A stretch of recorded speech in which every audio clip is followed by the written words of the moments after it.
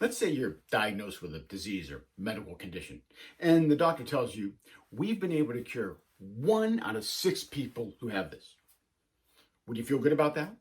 Like your doctor really knows what he's doing and everything is under control, you're good? Or would you panic?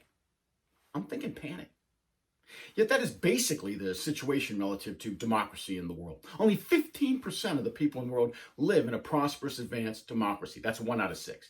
And that number has barely changed in the last 50 years, even longer. That's not very encouraging.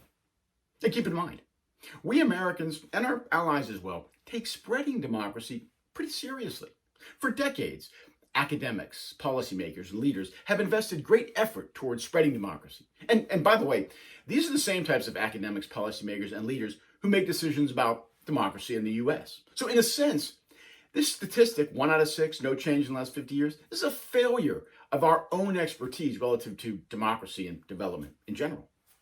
For example, after serving as US Secretary of Defense, Robert McNamara became president of the World Bank, and from that position in 1973 claimed we would end poverty within a generation. We didn't even come close, not in the ballpark, with 70% of the world's people today still living on $10 a day or less. McNamara was referencing foreign aid programs, which is a good example of the type of program or idea that's supposed to boost development. In reality, while such programs have done some good, they have not been effective in terms of genuinely lifting a society. Decolonization or independence movements, that's another such idea. Country after country in places like Africa and Asia shed their own colonial masters and set off on their own course. Many people felt that these countries, unburdened of the yoke of colonial oppression, would naturally move toward freedom and prosperity. Most did not. The end of communism is another trend that was supposed to help with the spread of democracy. And there have been some positive notes. But mostly, after the fall of the ideology considered for decades to be democracy's main alternative and adversary, we've had almost no real change in the level of democracy around the world. Then came what has been called the third wave of democracy, as an unprecedented number of countries from Asia, Africa, Latin America, around the world embraced the ideal of democracy and held elections. Surely this would lead to freedom, development, prosperity. It didn't, not really. Now, there were a few successes like South Korea and Taiwan, and they're worth investigating.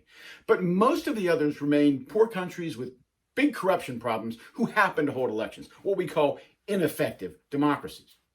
And now most recently we had the revolution via the Arab Spring and then regime change, where we tried to install democracy directly. And the result of all this, well, whatever it was, wasn't democracy. Now, in another video, we point out how difficult it was for countries to become democratic and how few had done so. Now we're pointing out that we aren't good at spreading it or even anticipating when it will happen. So as Americans question the strength of their own democracy, it is reasonable to ask, do we have any reason to be confident that we know what we're doing here, that we really know how to build and maintain a democracy?